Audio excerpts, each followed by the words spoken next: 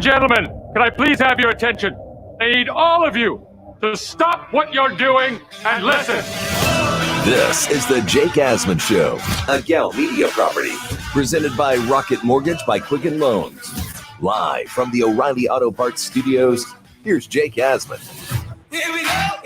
Here we go on a Tuesday morning. It is the Jake Asman Show right here on SB Nation Radio, as we are with you till 11 a.m. Eastern time every weekday morning, 9 to 11 a Eastern, 6 a to 8 a Pacific time. Lot to do on the show this morning. Jack McCraw is in for Ron producing. We have a ton to dive into from baseball, from basketball, but we have to start with this, because just when I thought 2020 couldn't get any worse, I had to go on Twitter last night and I saw that Carol Baskin of Big Cat Rescue and of Tiger King fame was able to win Joe Exotic's zoo through court. A federal judge has ruled that Carol Baskin is now the owner of Joe Exotic's Tiger Zoo in Oklahoma.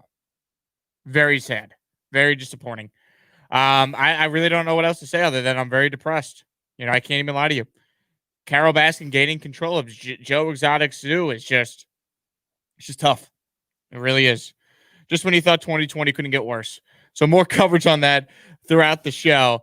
We will talk plenty of baseball. It seems like we are trending in the right direction given the developments yesterday, where you had the players come out and originally propose 114 games and get their full prorated salaries. MLB responds by saying, all right, you want your prorated salaries? Well, here's 50 games and we'll get your prorated salaries. Well, let's look at some common math here, right? What's halfway from 114 and 50? What's in the middle? Well, that would be 82 games, which is where we started all along. The difference is if the owners are willing to come up to 82 games at a prorated salary, I believe we had a deal. Now, the compromise could very simply be, all right, 82 games, prorated salaries for the most part, but a slight cut. Maybe the players accept, deal gets made. So I think there's some good news involving baseball. NBA, they got to finalize a plan. I mean, if you're Adam Silver, you cannot be taking all 30 NBA teams to the postseason. So we'll talk about that as well. We have Bret Boone, former MLB All-Star, also, of course, the brother of Aaron Boone, joining the show at 10:40 this morning, 10:40 Eastern. We'll get a player's perspective on the negotiation. So a lot to do. Let's have some fun. Jay Farner here, CEO of Rocket Mortgage. Making the right financial decisions has never been more important. When you turn to Rocket Mortgage, we can help guide you to those right decisions now when they matter most. Mortgage rates are near historic lows, so now is a great time to call 8338-ROCKET. And if you need some extra money, a cash-out refinance could give you that financial boost you're looking for. Call today at 8338-ROCKET or go to rocketmortgage.com to learn more. Call for cost information and conditions. Equal housing lender. Licensed in all 50 states. And MLS number 3030. Attention. If you or a loved one took Belviq or Belviq XR for weight loss, call the Belviq Advocates at 1-888-743-7254. You may be at increased risk for cancer, including pancreatic, colorectal, and lung cancer, and you may be entitled to a compensation. Call for a free review of your case at 1-888-743-7254. In February 2020, the FDA requested that the manufacturer of Belviq withdraw the drug from the market due to cancer findings. Call so that we can fight for a compensation to cover your medical bills and more. If you've been diagnosed with pancreatic cancer, colorectal, or lung cancer after using the weight loss drug Belviq or Belviq XR, call the Belviq Advocates now for a free consultation. You may be owed a significant compensation. Call 1-888-743-7254. 1-888-743-7254. That's 1-888-743-7254. Consult your physician prior to discontinuing use of any medication. Results may vary. The final season of inventory is happening now at Copperleaf. Experience the finest in traditional Western living and great outdoor recreation with your gorgeous 1 to 3+ acre mountainside home site, priced from only $79.9. Plus, for a limited time, pay no closing costs. This spectacular mountain paradise offers pristine Rocky Mountain views, private access to the historic Shoshone River for incredible blue ribbon trout fishing, a prime location next to the entrance grounds of Yellowstone Park for hiking, sightseeing, and nature walks, plus modern amenities including central water and sewer, underground electric, and more. During your private Copperleaf tour, you can choose to drive your own vehicle or take advantage of our safe and sanitary tour options. Call 866-935-2636 and ask how to take a live video tour of your beautiful 1 to 3 plus acre mountainside home site, priced from only $79.9 at Copperleaf. Don't wait. 866-935-2636 to take a live video tour of Copperleaf or visit copperleafwyoming.com. O'Reilly. Could your car use a spring cleaning? Now's the time to stop by O'Reilly Auto Parts for great deals on everything you need to keep your car looking new. Like Mother's California Gold Wash and Wax, just $4.99 for a 64-ounce bottle. That's a $6 savings. Or online at O'ReillyAuto.com. O'Reilly Auto Parts. Better prices every day. O'Reilly Auto Parts.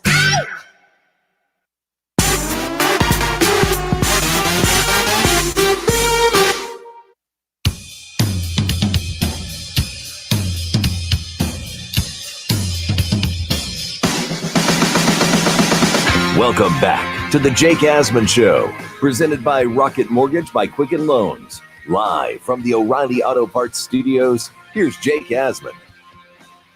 Here we go on a Tuesday. It is the Jake Asman Show. Jake Asman with you. If you want to call and get involved throughout the show this morning, you can. 800-224-2004. I am on Twitter at Jake Asman. That's Jake A-S-M-A-N. You can tweet me your thoughts or comments throughout the show. And if you're watching us on the SB Nation Radio Facebook page, my Facebook page, my YouTube page, or my Twitch channel, we thank you for doing just that. Feel free to write your questions or comments on topic, and we will read the best responses throughout the show over the air. Lot to do this morning, but we begin with baseball because it seems like if you kind of read through the tea leaves, and that's what I like to do with negotiations, right? Try and look at it from a player perspective and then look at it from an owner perspective. You could see the blueprint is kind of there for a compromise to be made, right? The blueprint's being laid out, right? Let's go back to the other day. MLB's players proposed to the owners, hey, we want a 114-game season, and we want our full prorated salaries. The original offer from the MLB owners was 82 games at a salary that would be not prorated, reduced from prorated. Significant cuts. Players said, no way. Players want more games because if they're getting prorated salaries, more games means more money. Now you have the news yesterday from Jeff Passan of ESPN that he reported that the owners came back with this to the players. All right, we'll give you your prorated salaries, but only 50 games. Only 50. Now, I said this in the short open of the show, but let's revisit the point. 114 games and 50 games. What's halfway between those two numbers? That'd be 82. 82 games is where I think if you're a baseball fan, you'd look at it and go, all right, that's half a season. That's better than having no season. We'll take it. 82 games. I have felt for a long time that if you're going to crown a legitimate champion, you have to play at least 82 games. You know, baseball is the sport that's a marathon, not a sprint. It's not about starting out of the gate 12-1, right? It's about being able to be a consistent team throughout the year and earning your spot in the playoffs. That's why you play 162 games. 50 games is too gimmicky. You can't have it. I think the owners realize that too. This is all part of negotiations. But if they could get to 82 games, the question then becomes, okay, we got to figure out something somewhere in the middle. What if we do 82 games? We'll give you most of your prorated salaries if you're a player, but we can't give you all of it because we don't have fans in the stands and we're going to lose a ton of revenue. Would the players agree to that? I believe they would. Because I think both sides realize how important it is to play baseball this year. I refuse to sit here and think that Rob Manfred and Tony Clark are going to go back to their respective owners and players and say, yeah, we just couldn't make a deal. You know, we're just going to sit out the season for a year and a half and go that long between baseball. I don't see that happening. Call me naive, but I don't see that happening. I really don't. So with that all being said, if they could agree to, let's say, 82 games, and the players give a little of the money back off the pro rate, I think we'll have baseball. There has to be some sort of compromise. I think the players need to get off their high horse of, we already took a pay cut. No, you didn't. You agreed to prorated salaries, right? You're not going to be paid for games that aren't being played. That's just a reality. Who hasn't taken some sort of pay cut given what's going on in our country right now with the economy? So I think a deal is going to get made. There just has to be more compromise on both sides. And I think yesterday was the first sign of, all right, let's read the tea leaves here a little bit. Let's read between the lines. Let's look at the blueprint that's being laid out. Players want 114 games. No, they don't. That's just what they're going to say so they can get closer to 82. Owners come back and say, we'll give you 50 games. In the middle is 82. Get a deal done. You don't need to listen to Jake Asman tell you how bad it would be if baseball doesn't get played. How far it would set back the sport. It'd be worse than 1994. How about Pedro Martinez? He's pretty good, right? You've heard of him. Baseball Hall of Famer, one of the best pitchers of the previous generation. Well, he was on NBCSN yesterday and said, hey, players got to start thinking about the fans during these negotiations. I'm hoping that both sides actually stop thinking about their own goods and start thinking about the fans. I think these are perfect times to have, their baseball teams out there to try to have the people forget a little bit about what's going on. It's not only the pandemic, it's everything that's going on. People need something to actually do and find a way to relax. I hope that the Players Association and MLB realize how important it is to bring some sort of relief to the people. So how about that? Hey, bring relief to the people. Pedro Martinez is saying that. You had Chipper Jones a couple of weeks back say something similar. The players are always, for whatever reason, going to look like the bad guys in every negotiation. That's just how it goes. Right or wrong, that's just how it goes. And I think ultimately the players should recognize that and do whatever they can to play a season. Same thing with the owners. They're not getting a free pass here either. If you've listened to this show before, I have crushed the owners. Not just for how they've negotiated what's gone on with the Major League Baseball players, but how they've handled the minor leagues. When you have minor leaguers losing jobs and they saying we're not going to pay them. And the Nationals, by the way, had to be bullied into paying their minor leaguers a full $400 a week. They wanted to only pay them 3/4 of that. As if saving $100 per player a week was really going to make a huge difference for a billionaire organization like the Nationals. Mark Lerner is the wealthiest person in the state of Maryland, by the way, the owner of the Nats. So give me a break. Both sides have looked horrible in all this. Both sides have basically dragged one another through the mud. But I keep going back to this. Baseball could actually still be the first team sport to come back if they strike a deal soon. Think about that. The NBA is talking about July 31st, and we'll get to the NBA and what they want to do in the next segment this morning.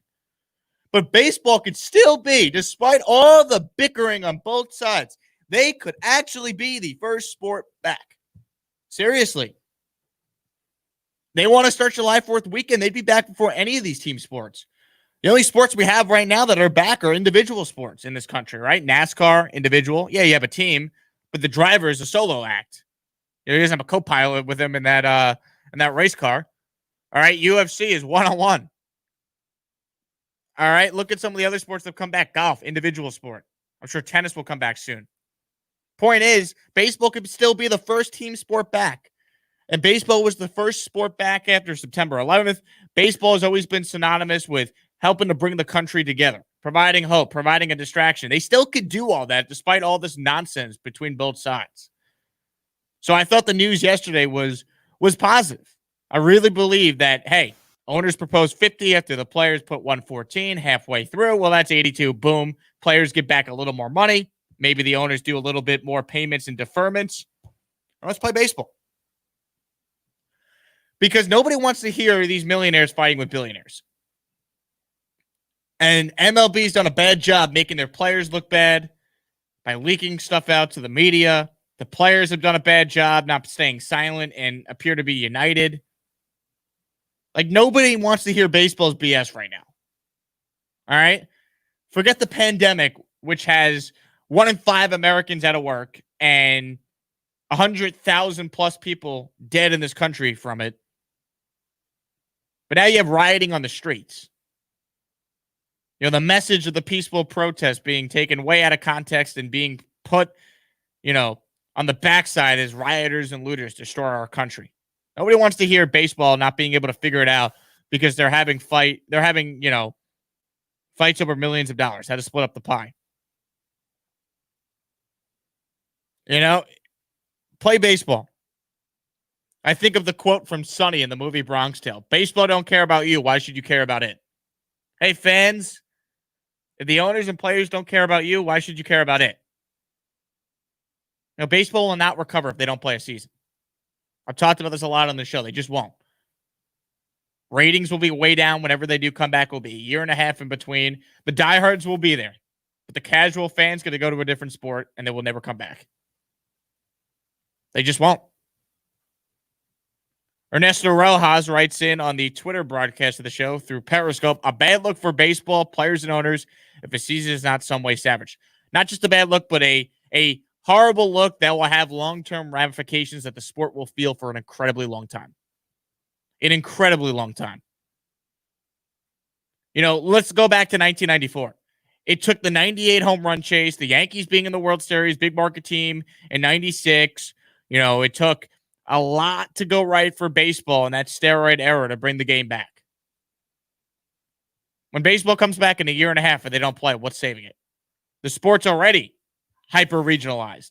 It's no longer a national sport where people are tuning in on a Tuesday night to watch a random, Milwaukee and Pittsburgh game. It's not like the NFL where you could have Green Bay playing the Steelers and that's the game of the year, right? Baseball's a way different. So if you lose your regional fans, the national money's not going to be there because it's not really a national sport at this point. You're going to lose the heart and soul of your sport. And they can't afford that. It would be way worse than what happened in 94 where the World Series was canceled. Way worse.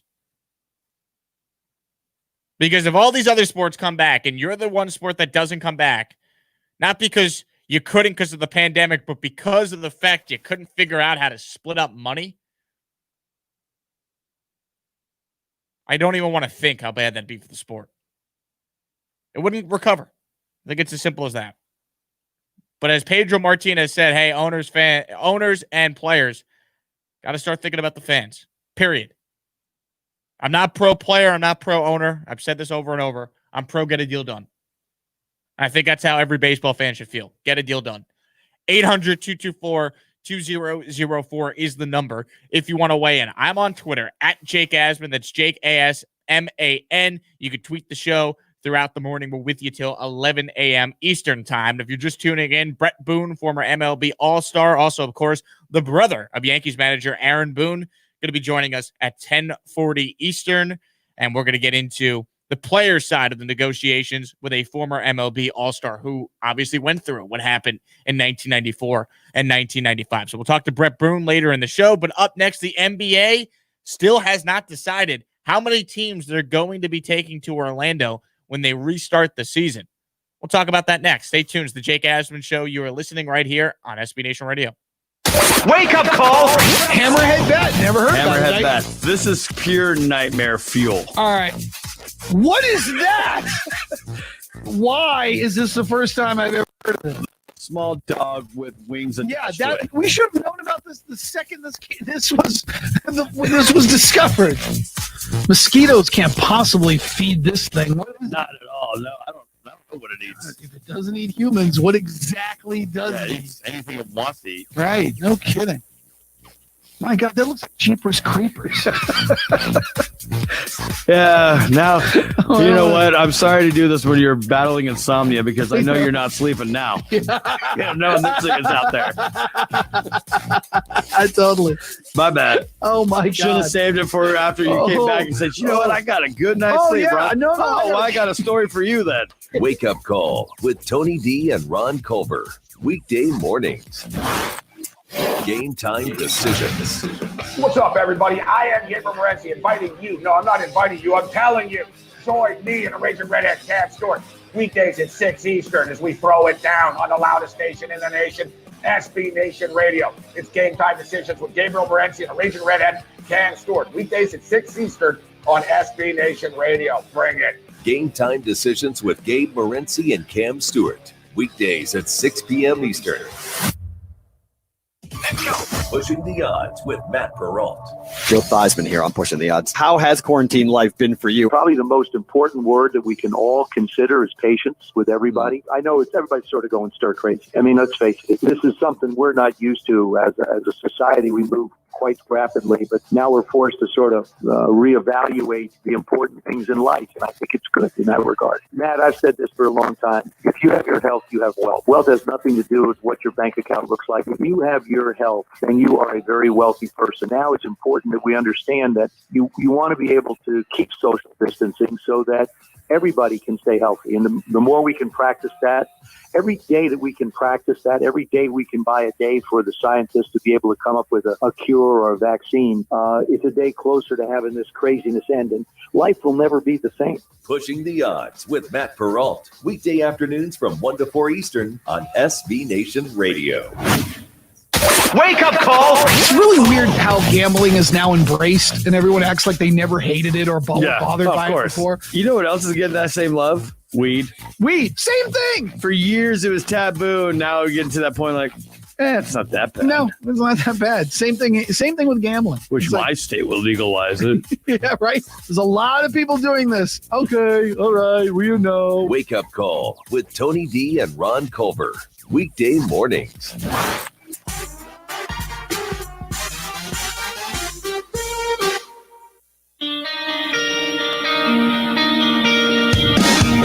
You're listening to The Jake Asman Show, presented by Rocket Mortgage by Quicken Loans. Live from the O'Reilly Auto Parts Studios, here's Jake Asman. When you need auto parts, O'ReillyAuto.com is just a few clicks away. They offer convenient options for you to get your parts quickly. Order online at O'ReillyAuto.com and pick up for free at your local O'Reilly Auto Parts store. They'll even bring it out to you curbside, or you could choose to have your parts delivered right to your door with free shipping on most orders over $35. Get your auto parts quickly with O'Reilly Auto Parts. O'Reilly Auto Parts, better prices every day. These small market teams sound a lot like Ron Culver when it comes to the NBA. If you're new to the show, my producer Ron believes all 30 NBA teams should be coming back to play when the NBA restarts their season on July 31st. At least that's the target date. However, the NBA owners appear to be split on that idea. According to ESPN's Adrian Wojnarowski, Oklahoma City owner Clay Bennett delivered an impassioned rant, soliloquy. I can never say that word. Soliloquy. I can't say it very well, but there we go. Rant, monologue, whatever. He gave a hot take on why the league and owners need to consider the competitive and financial plights of smaller market teams that can be left out if the season resumes and they don't take all 30 teams. The NBA reportedly was moving towards a plan of inviting just 22 teams. 22. Which would be more than 16, 8 from each conference. Be more than just taking the top 16 teams overall. Do we really need 30 teams? Yeah, I'm sure some of these small markets are going to feel, the hit of not having a postseason or not having the full 82-game regular season to make up revenue. But if you really want to water down and delegitimize your sport, you take 30 teams. Like, there has to be some cutoff, right? I thought the NHL did it right with 24 teams because there were too many teams bunched up when the season got suspended. You couldn't just say, we're going to just take the 8 teams from each conference and move forward. There were some teams that were out of a playoff spot by points, but by point percentage, they were in front of teams that were in the playoffs. So you couldn't do that with hockey. The NBA's got to get tough and say, hey, sorry, small market teams, we can't take 30 of you. Can't take every team. Nobody needs to see the 15-50 Golden State Warriors, the only team that's been eliminated from playoff contention, go to Orlando and play. Now, I get it. 9 months without games, if you figure, well, the NBA is going to finish their season this summer and they're not going to start again until December, that's going to have a big impact on the financial ramifications of the league. I get all that. But I just don't think you could take 30 teams to Orlando. It's also way tougher to go through COVID-19 protocols when you have that many teams involved. The less teams that you have, the better and the easier it is to ensure that none of the players, coaches, support staff, everyone involved in the restart of the league get the virus. And it's funny. with all the rioting going on in our country right now, you kind of forget that we're still in the middle of a pandemic. It seems like we have just totally moved on from COVID-19. That's it. It's over. It's funny how the media works with stuff. You no longer even see the death counters of how many people have died from the virus on the news. It's all riots. No social distancing going on during these protests, that's for sure. But the point is, you still have all these leagues trying to take COVID-19 protocol. If you bring 30 teams, you just delegitimized everything you did in the NBA's regular season through March 11th when the season was suspended. You know, do we really need to see the Washington Wizards come back and play? I'm a Knicks fan. You know, my producer Jack's like, you don't want to see the Knicks come back and play? No, I don't, because the Knicks are terrible. I don't need to see the Knicks play. I don't need to see the Golden State Warriors play. I don't need to see the Phoenix Suns come back and play. Right? We don't need to see these bad teams, and just to do it for money is so short-sighted. So short-sighted. You know, nobody wants to see the 15 and 50 Golden State Warriors come back. 22-team format, I think that's probably the fairest way to do it. Now, the question is, do you do a play-in tournament for the final seeds? Do you do some sort of World Cup format where you split the teams up into tiers and then you have group stage? I don't know. You could do the hockey model. It's basically a play-in to get down to 8 teams in each conference. And then from there, the teams that are playing while the play-in tournament's going on that aren't competing for maybe the 7th or 8th spot in the conference, those teams play each other, which would technically still be regular season games and some sort of round robin for, it would basically be for seeding, but at the same time, it would be so these teams that eventually do have to play playoff games wouldn't be game one you're playing in the playoffs after you haven't played competitive basketball in a game since March. That's what I would do.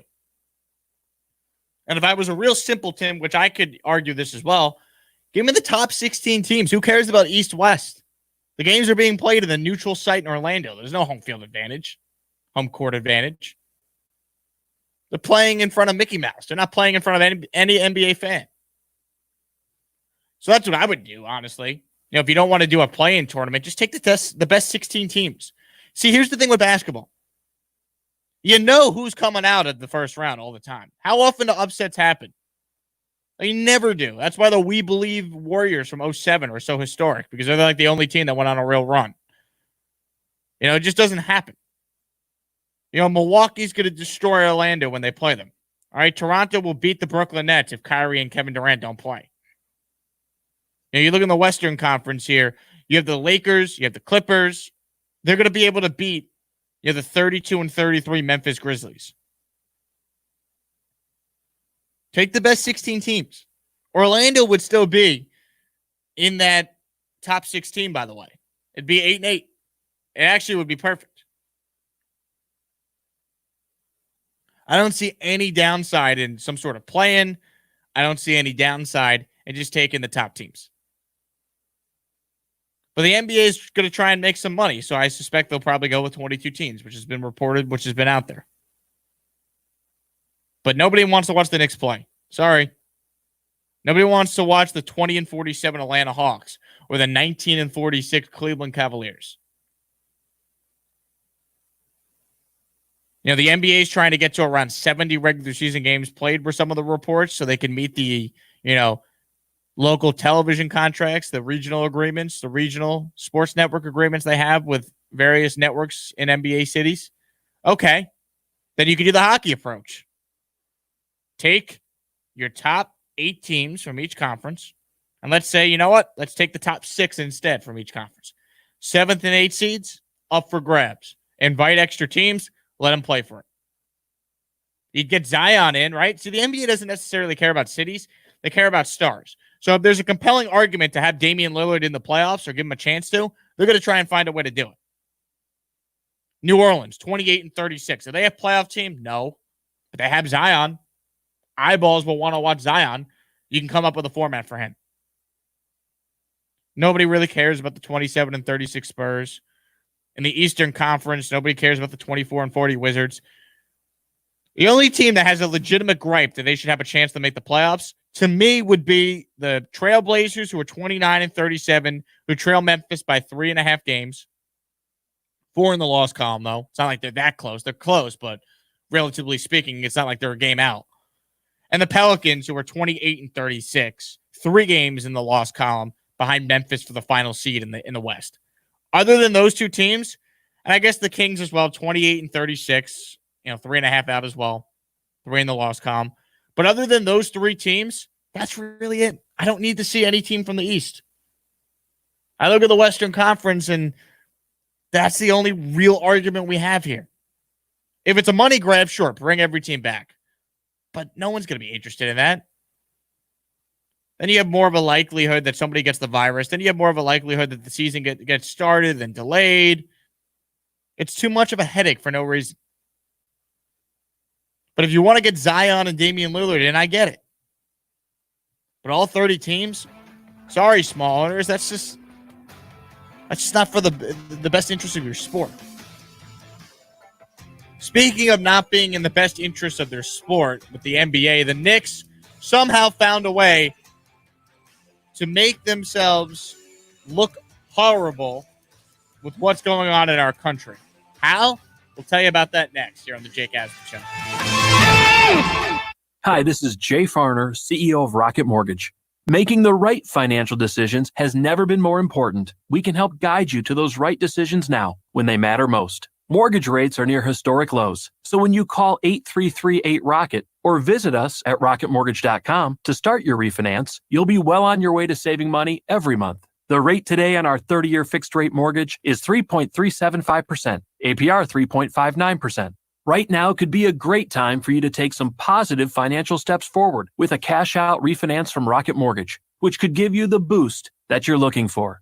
In addition, we may be able to help you refinance with little or no out-of-pocket costs. At Rocket Mortgage, we're committed to every client, every time, no exceptions, no excuses, giving you the best mortgage experience. Call us today at 8338-ROCKET or go to rocketmortgage.com to learn more. Rates subject to change. Pay 1.875% fee to receive this discounted rate. Call for cost information and conditions. Equal housing lender. License in all 50 states. NMLS number 3030. O'Reilly. Right now at O'Reilly Auto Parts, get up to a $15 gift card after mail-in rebate when you purchase select Superstart batteries. With high cranking power and reserve capacity, Superstart batteries provide all the power your vehicle demands and more. Turn the key with confidence. Superstart batteries only at O'Reilly Auto Parts. Better parts, better prices every day. O'Reilly Auto Parts.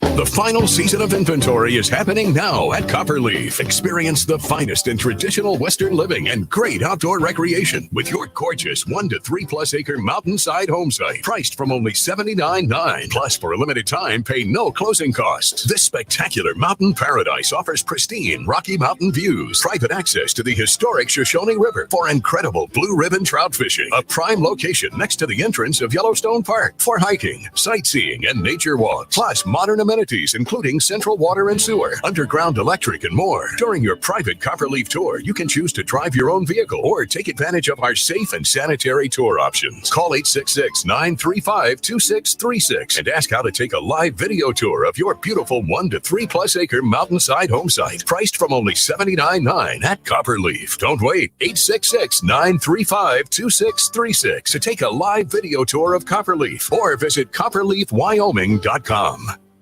At Fidelity, we understand priorities can change. So when you partner with a dedicated advisor from Fidelity Wealth Management, they will help you develop a personalized wealth strategy, one that can be flexible enough to evolve as your needs change. Plus, they can offer investing strategies designed to reduce the impact of taxes, all while making sure you understand what you're paying and why.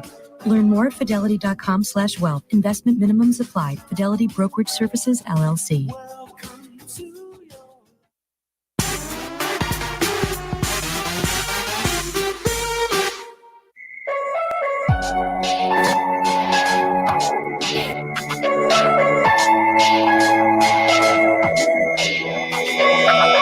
This is the Jake Asman Show, presented by Rocket Mortgage by Quicken Loans. Live from the O'Reilly Auto Parts Studios, here's Jake Asman. We'll get to how stupid the Knicks are in a moment, but let me tell you about Ben Hogan. All right, Ben Hogan Golf Equipment, the company. It was founded by the great Ben Hogan in 1953, the same year that The great Ben Hogan won the Masters, the U.S. Open, and the Open Championship. The new company, incorporated in late 2017, offers tour-quality, handcrafted, premium products online exclusively at benhogangolf.com. If you are a golf fan, if you've been playing a lot of golf while trying to maintain your social distance, but you got to check out benhogangolf.com to get the best gear. The company remains in Fort Worth, Texas, and they employ a strong yet small team of engineers and designers, craftsmen and assemblers, and other operational personnel. The company has a solid product line of forge irons, wedges, utility clubs, its core businesses, but also manufactures and sells hybrid and utility clubs, plus golf bags and accessories. All right, so check it out, benhogangolf.com, benhogangolf.com, to take a look at the awesome gear and everything they offer. Once again, benhogangolf.com. Now to the Knicks. And if you want to weigh in, of course, you can, 800-224-2004. Also on Twitter, at Jake Asman. That's Jake, A-S-M-A-N. The Knicks just defy stupidity. I mean, they really do. So the Knicks internally, James Dolan, sent out an email to all Madison Square Garden employees addressing the Knicks and the Garden's lack of a public statement regarding the outrage after the murder, not death, the murder of George Floyd. The quote from James Dolan in the email was the following: "We know that some of you have asked about whether our company is going to make a public statement about the killing of George Floyd by a Minneapolis police officer. I want you to know I realize the importance of this issue. Therefore, I want you to understand our internal position. This is a turbulent time in our country. The coronavirus and civil unrest have taken their toll on our way of life. We at Madison Square Garden stand by our values of respect and peaceful workplace. We always will. As companies in the business of sports and entertainment, however, we are not any more qualified than anyone else to offer our opinion on social matters." How stupid are you, James Dolan? Offer your opinion on social matters. It's so easy. It's a layup. Say racism is wrong. Done. There's your statement. Every team has been able to put out a statement condemning racism. All right, this is not a political issue. It's not a political issue how George Floyd died. Are you serious? There's right and wrong, and that was clearly wrong. That was murder. That was police brutality. That's not a social issue, though. You can't come out and say that. You have to be the only NBA team that has said nothing. That's what makes it worse. This is a layup. Only the Knicks could somehow make themselves a story in the horrific murder of George Floyd. Only the Knicks. It makes no sense. And Pablo Torre of ESPN reported last night that Knicks players and employees are furious that the team never made a public statement. See, I'm a white guy. I can't speak to having your employer, come out and make a statement against racism on your behalf. I haven't experienced that. So I can't imagine what that's like. But if you work for a company and that's really important to you and your employer doesn't do that, how would that make you feel? I'm not going to blame any Knicks employee that's upset about this. It's stupid. It's common sense. It's the right thing to do. There's right and wrong. What happened with George Floyd is clearly wrong, to say the least. I mean, give me a break. How can't you speak up and say the death of a human being that didn't deserve to die is wrong? How can't you speak up and say that murder is wrong, that George Floyd should have lived? It's the bare minimum. It is not a political issue at all. It's mind-boggling how stupid James Dolan is. And it's not like Dolan has a history of being racist. Dolan has a great history of empowering black people. The Knicks recently had a black head coach, a black GM, and a black team pres all at once. They still have a black GM. The Knicks have hired countless black coaches and executives over the years. They employ several former Knicks who are also black. Allen Houston, John Starks, they still work for the Knicks organization. I mean, it's the bare minimum for Dolan to speak up and just say racism is wrong. The bar is so low, and he can't even do that right. It makes zero sense. Every other NBA team has done it, and the Knicks can't. The Knicks can't say racism is wrong? How stupid do you have to be? Seriously, how stupid do you have to be to not be able to come out and just say racism is wrong When you have your players and employees that are upset, you haven't put out a public statement. When the public statement is not even controversial, racism is wrong. I mean, give me a break. And the sad part about this for the Knicks is, and James Dolan, it's not surprising because the Knicks always do the wrong thing publicly. Like, it's amazing. The Knicks messed up an opportunity to do the bare minimum and get credit for it. James Dolan was born on third base, and the guy can never do the right thing. Why do the Knicks always have to be a story for the wrong reasons? They're not even playing basketball. We have not seen the Knicks since March 11th, and we probably will never see the Knicks in 2020 at all. I don't think the Knicks are getting brought back to Orlando. It's over for them. How do the Knicks somehow become the story when it's so obvious? All they had to do was say racism is wrong. Every other NBA team has done it. It's just mind-boggling. It's so stupid. And let me ask everyone this. So the Knicks hired Steve Stout, who's supposed to be this marketing genius, to help transform the Knicks' reputation. What the hell does Steve Stout do?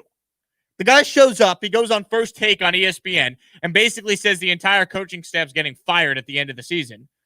Without even being there for 5 minutes, he just makes a statement that, oh, the coaching staff's gone, we're going to hire new people, which is wrong when those people still have their jobs. Then Steve Stout allows James Dolan to get into a public spat with one of the most popular Knicks fans on the planet, celebrity Knicks fans, and Spike Lee. And now this. What exactly does Steve Stout do? You know, go back to the Oakley incident with Dolan being upset and trying to ban fans for life for chanting "sell the team" at him. I mean, the Knicks always do the wrong thing. James Dolan always does the wrong thing publicly. So maybe in hindsight, we should have expected something like this from James Dolan. But give me a break. Putting out a statement saying racism is wrong is not asking for much. Sorry, it's not. This is not a political statement. It's right and wrong. You watch the video of George Floyd being murdered and you don't come away angry and livid from that. You're not a human being. You know, it's not right or left, this issue. It's not black or white. It's either you say nothing and support racism or you speak out and you're against it. And every other NBA team had the wherewithal to put out a statement, a basic statement. I mean, the last line in the email that Dolan sent his employees, I'll read it again. In the business of sports and entertainment, however, we are not more qualified than anyone else to offer our opinion on social matters. Listen, a social matter opinion.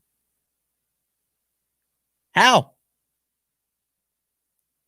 The Knicks always find a way to do the wrong thing. Always. Death, taxes, Knicks doing the wrong thing. I mean, you had several Knicks players being a part of peaceful protests. Dennis Smith Jr. being one of them. I mean, it's just stupid. It's just stupid. How can you be so stupid? How can you be so dumb? I do not understand. I try to understand. I try to look at it from an owner perspective. But you have 29 other teams doing the right thing in the NBA. And 3/4 of the NBA is African American. And your players are reportedly upset and you can't support them? My God. It's an absolute joke. And no one should be surprised. I guess I made that mistake thinking that the Knicks would somehow not find themselves in another story that has nothing to do with them. Nothing to do with them. From Oakley to Spike Lee to banning fans for saying sell the team, James Dolan always does the wrong thing. And it's no different this time. And I'm sure the Knicks will end up sending a statement because they're going to be pressured into doing so. And now it just rings hollow. Your actions speak louder than any words you can now put out. There's going to be public pressure on the Knicks to do something. They'll do something. People will then criticize them for doing that because they lost their opportunity to do the right thing. Racism is wrong. Is it that hard to say? George Floyd was murdered. Is it that hard to point that out? We support our players. We stand against injustice. I just wrote your statement for free, James Dolan. Give me a break. We'll come back with more here on the Jake Asman Show, SB Nation Radio. Into the night. The great Pat McAfee, an award-winning sports reporter, former punter, joins us now. Pat, I read that you said that you have no shot of being part of the Monday Night Crew. Is that official, or is that just your gut feeling? A year ago, my boys and I and the people that follow me on the internet are the greatest humans on earth. We pushed for the Monday Night Football rule. We know there was no chance that I would get considered for it, but we made a little bit of noise. And whenever the job seemed to be opened up yet again here, obviously the natural thing was, okay, we made a push for it last year. Let's go for it again. And every time I would ask a question to, my people, I was basically told, that's going to be a long shot because ESPN, they want a prestigious booth again. And whenever you're a punter, that's not necessarily the position you're always in, a prestigious one, shall we say. So I think I've been told on a couple of different occasions that I'm probably not the guy that's going to get that gig. And do I think I'd be good at it? Yeah, I think I would be. But now is not the right time. And there is zero chance in hell that I get offered the gig anyways. Into the Night with Tony Bruno and Harry Mays. Weeknights at 10 Eastern. Into the Night. Bruce Arians, head coach of the Tampa Bay Buccaneers. Coach, how did the whole Tom Brady thing come together for you? We did our due diligence, and all the guys that were expected to possibly be in the free agency, we broke them all down. And, he was at the top of our list. And then when he decided to leave, we made the phone call, and he and I hit it off pretty good and started working on contracts. And he was interviewing me as hard as I was interviewing him. Into the Night with Tony Bruno and Harry Mays. Weeknights at 10 Eastern. Wake up call!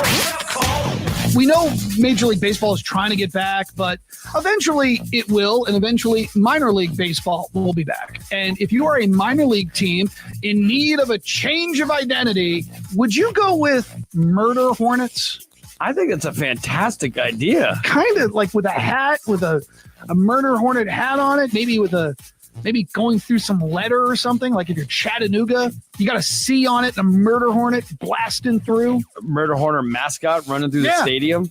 Wouldn't it be cool if you have a race between a bee and a Murder Hornet? Everybody, now let's go to the outfield where Harry the Murder Hornet is going to be running against a couple of bees. And you get the fans dressed up as bees, and they're running, and if they can outrun the Murder Hornet, they get a prize pack.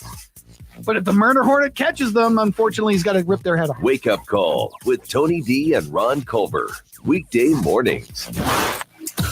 Pharrell. Coast to coast! You know SB Nation's taking over the world, right? Why, of course. It's Pharrell here from Sports Grid. Here's what happened. They signed Pharrell Coast to Coast and Morency Game Time Decisions, put it on from 4 to 7 East, and then everybody else in our path, what we're doing is we're destroying them. Total, complete, absolute annihilation. And it's a lot of fun. This is going to be good!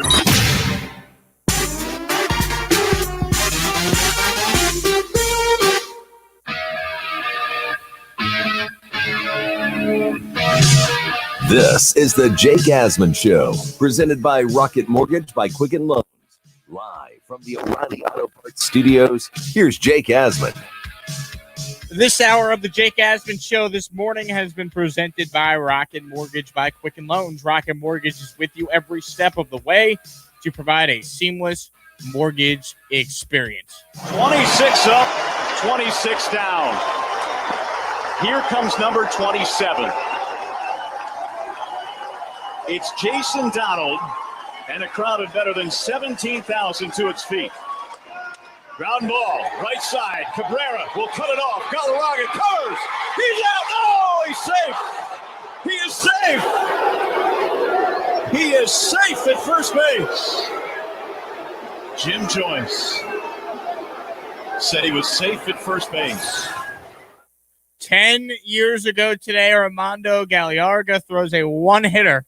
They 3-0 win over the Indians, but in the eyes of everyone, He pitched a perfect game. The only base runner he gave up, as you just heard, came up with 2 outs in the 9th inning. Jason Donald called safe on an infield single by umpire Jim Joyce.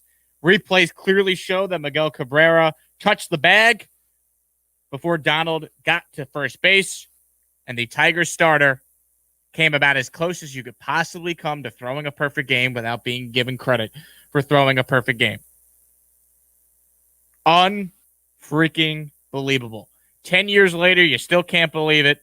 And you know, good on Gagliarga. Him and Jim Joyce have become friends through this incident. I think they even wrote a book together a couple of years back, I'm pretty sure. But man, I've always felt they should overturn that call. You know, you and I and everyone listening, everyone who has seen that play 10 years ago knew that there was an injustice at that play, right? That the wrong call was made.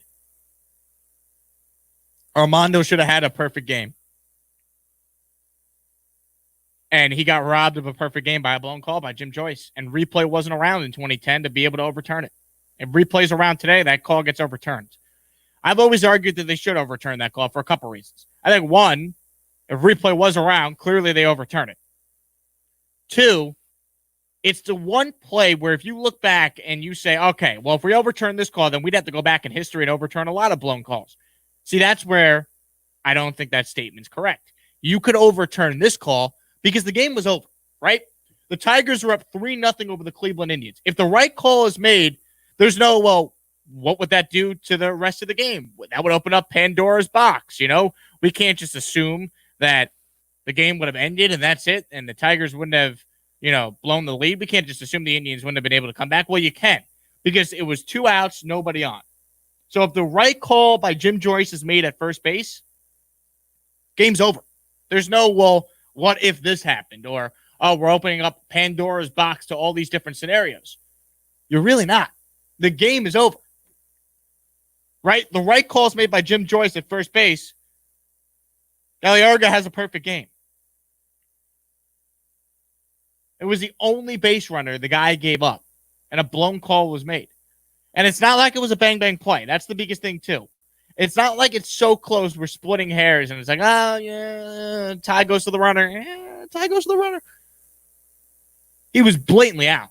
Like, it was a horrendous call by Jim Joyce, who's considered to be a very good umpire, and was at that time as well. But, man, I cannot believe that's 10 years ago already. I remember when that broke, when I saw the highlight, saw what happened. I'll never forget just the pit in my stomach I had for Gagliarga that he got screwed out of a perfect game. And he wasn't a great major league pitcher. He was very mediocre. But some guys just had that moment, and he was robbed of that moment. I think there's only been 23 career perfect games in the history of Major League Baseball. Think about that. Baseball's been played since, what, the 1880s? We can go back and find Major League Baseball.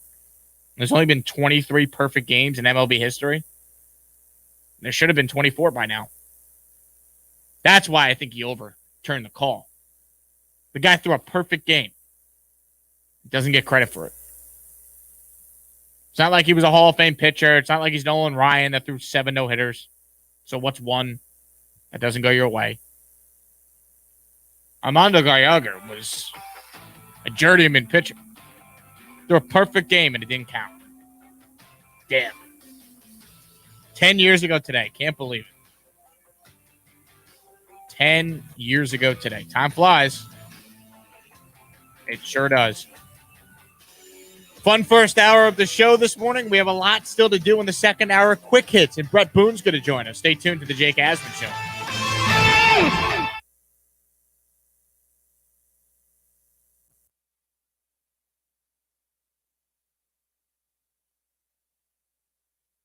Headed to Texas to watch your team play, but don't know where to go for that pregame drink? Visit CultureMap.com for all of the hottest spots in Houston, Austin, Dallas, Fort Worth, and San Antonio. From the most popular bars to those favorite dine-in gems, CultureMap has it all. Then before you leave town, why not visit some of the best places to shop or see some of the sights? CultureMap has extensive coverage on all the things to do in the city you're in. So check out CultureMap.com. That's CultureMap.com. The second level I want you to let this play, and I'm just going to go on this big rant on MLB. Let's see what the juxtaposition sounds like with Beethoven underneath me ranting and raving about MLBs. You better go full right now, heavy into the tournament. That's the only thing you can do to salvage this selfish offseason that you've had, to salvage any type of positive PR back from the fans. And don't just expect, because it's on TV, people will watch. You can't go George Costanza in that meeting with the NBC president of, well, it's on TV. That's why people are watching. How did that work? It was a little cathartic, hopefully, for you out there. It was great for me. It does feel therapeutic, I think, but only because of the classical music. I don't know if it would work with any other type of music. The Second Level, weekdays from 11 a.m. to 1 p.m. Eastern. Hey everybody, RJ Ochoa here from SB Nation's bloggingtheboys.com, your home for the best Dallas Cowboys coverage on the web. And did you know that we have a podcast feed? The Blogging the Boys podcast feed has daily, that's right, daily episodes breaking down the latest and greatest in the world of America's team. We have multiple shows, multiple analysts, including a Super Bowl winner, two-time Super Bowl champion Tony Casillas is part of our rotation, and we want to make sure you are as well. We're available on Apple, Spotify, and wherever else you get your podcasts. So don't miss out. Subscribe to the Blogging the Boys podcast feed today. Pushing the Odds with Matt Perrault. I want to talk about baseball and the money conversation. What's going on? I think I'm allergic to Oh, okay. We'll talk about that later, okay? Madeline, I'm on the air, kiddo. I can't talk right now, okay? We'll talk later, okay? Hold on. Just stay right there. I have a commercial break coming up. This is what I'm dealing with a fiber. And my wife is here. I don't know why. Why is Mommy letting you in here, Madeline? Do you want to come on the radio or what? What? Yes, now. Yes, now? Wait, so just say hi, then you can be gone, okay? I'm going to come on the radio now. You're on the radio now. That microphone's on. You're on the radio now. Hi, bye. I have headphones. Those are headphones. Yes, you do. So, yeah, that's my life now, okay? I'm getting interrupted doing national radio with a 5-year-old running in and out. Okay. Thanks, hon. Appreciate it. I'll come talk to you during the commercial break. Oh, boy. Okay. Pushing the Odds with Matt Perrault. Weekday afternoons from 1 to 4 Eastern on SB Nation Radio. Burrell. I like hearing the Bundesliga players chirping and the coaches yelling, even though I can't understand a word they're saying in German. I took 1 year of German in high school, and it didn't work out so well for me, the whole German thing. I didn't do well with their language. But I can say, Guten Tag, bitte schön, auf Wiedersehen. Burrell Coast to Coast with Scott Burrell. Weekdays from 4 p.m. to 6 p.m. Eastern. Into the night. Now imagine how pissed off Bryce Harper must have been while he's playing Fortnite with the bros. And he gets dropped in. All of a sudden, his computer beeps, and you have a new message. Right. Incoming email. Incoming email from the commissioner. And then he says, bros, I got to stop the Fortnite, man. I'm kicking ass here. I got to put down my joysticks. Brah. By the way, that's Snell Bra, man. That dude, that's my boy right there. And he's got to read a 67-page report, Harry. There's no way Snell Bra made it to page 3. Okay? Let's be real. Snell Bra probably opened the first page and said, screw this. He's not getting paid $7 million to read this. Hell no. 67 pages. You got to pay me double what I was supposed to get. And then I'm getting taxed? It's just not worth it, man. It's just not worth it.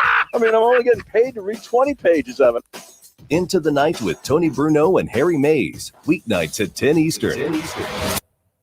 Wake up call!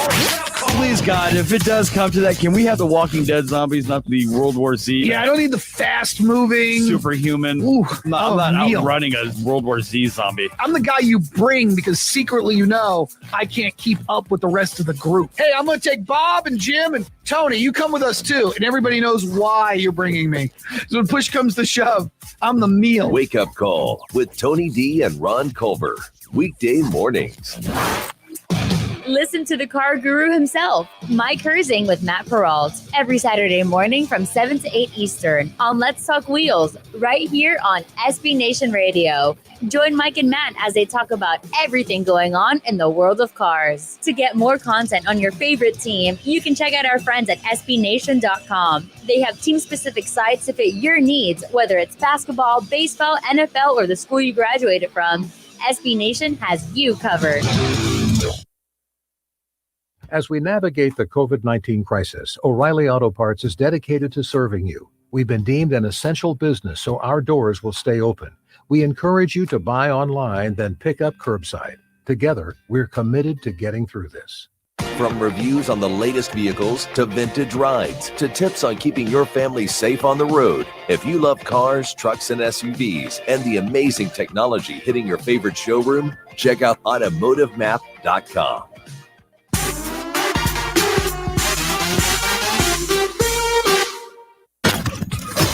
This is the Jake Asman Show, a Gal Media property, presented by Rocket Mortgage by Quicken Loans. Rocket Mortgage is with you every step of the way. Live from the O'Reilly Auto Parts Studios, here's Jake Asman. Here we go as we move along on a Tuesday. It is the Jake Asman Show. I am Jake Asman with you till 11 a.m. Eastern Time. Jack McCraw is producing in for Ron Covert today. We have quick hits coming up in its usual spot at 10:12 Eastern Time this morning. Some college football news to talk about here for a moment. Notre Dame was supposed to open the season against Navy in Dublin, Ireland on August 29th. But that's not happening anymore. Of course, coronavirus strikes again. The pandemic has forced the two schools to cancel that game, and instead they will face each other in Maryland at Navy Marine Corps Memorial Stadium, and likely going to be Labor Day weekend, according to the reports, according to Notre Dame. So it's unfortunate. The decision to move the game to Navy, it's going to be the first time that these two schools face each other at Navy's home turf. And unfortunately, it's not going to be able to be played in Ireland. I mean, at this point, if an event is happening, I kind of feel like, wow, something's actually going on. I just assume that everything's canceled. I don't know when we're going to reach that point when things don't feel like they're constantly being canceled. I hope soon. You're going to have about 40,000 people from the United States that were expected to fly to Dublin and attend the game. So, you know, I it's just unfortunate, but that's kind of where we're at right now with things being canceled. You know, hopefully, I think things continue to trend in the right direction. New York is starting to reopen up back where I'm from, and they were one of the hardest hit areas, if not the hardest hit area in the country. You're having areas in LA start to open back up, and honestly, because of all the rioting and various things happening, you're seeing more and more now, you know, people just talking about that and talking about obviously what happened in Minnesota, then even covering the pandemic. It's like, are we still even in a pandemic right now? We're just totally moving on from that. Where are we with that? You know, it just seems like a story picks up steam and all of a sudden, well, okay, on to the next thing the media is going to cover. But it is worth noting that another event that was supposed to be a big kickoff to the college football season has been canceled. Coming up next, we have quick hits. We're going to go rapid fire through a bunch of stories we have not had a chance to hit on. Stay tuned. It's the Jake Asman Show. You are listening here on SB Nation Radio. O'Reilly. Could your car use a spring cleaning? Now's the time to stop by O'Reilly Auto Parts for great deals on everything you need to keep your car looking new. Like Mother's California Gold Wash and Wax, just $4.99 for a 64-ounce bottle. That's a $6 savings. Or online at O'ReillyAuto.com. O'Reilly Auto Parts. Better prices every day. O'Reilly Auto Parts. Attention! If you or a loved one took Belviq or Belviq XR for weight loss, call the Belviq Advocates at 1-888-743-7254. You may be at increased risk for cancer, including pancreatic, colorectal, and lung cancer, and you may be entitled to a compensation. Call for a free review of your case at 1-888-743-7254. In February 2020, the FDA requested that the manufacturer of Belviq withdraw the drug from the market due to cancer findings. Call so that we can fight for a compensation to cover your medical bills and more. If you've been diagnosed with pancreatic cancer, colorectal, or lung cancer after using the weight loss drug Belviq or Belviq XR, call the Belviq Advocates now for a free consultation. You may be owed a significant compensation. Call 1-888-743-7254. 1-888-743-7254. That's 1-888-743-7254. Consult your physician prior to discontinuing use of any medication. Results may vary. Non-attorney paid spokesperson. Could your house go into foreclosure? Are you behind on your mortgage payments? Does it seem like the bank has no interest in helping you save your home and you feel like you have nowhere to turn for help? Then we have good news for you. Foreclosure Protection Services can help save your home as they specialize in foreclosure assistance. That's all they do. If you're behind on your mortgage payments, being threatened with foreclosure, have been denied a loan modification, or been the victim of a predatory loan, it's critical that you call Foreclosure Protection Services now at 800-946-1013. Their network of attorneys and their agents are available to speak to you now. If you're behind on your mortgage payments, Foreclosure Protection Services can help stop the foreclosure process. Call today before it's too late. New laws are in effect that may save your home. Call Foreclosure Protection Services now at 800-946-1013. 800-946-1013. That's 800-946-1013. At Ben Hogan Golf, we manufacture some of the finest golf equipment in the world in our small factory in Fort Worth, Texas. That's because we build each club by hand using the same process Mr. Hogan created when he started his company 65 years ago. We call it micro-manufacturing, no mass production, and no shortcuts. Visit benhogangolf.com to learn more about our tour quality products and factory direct prices.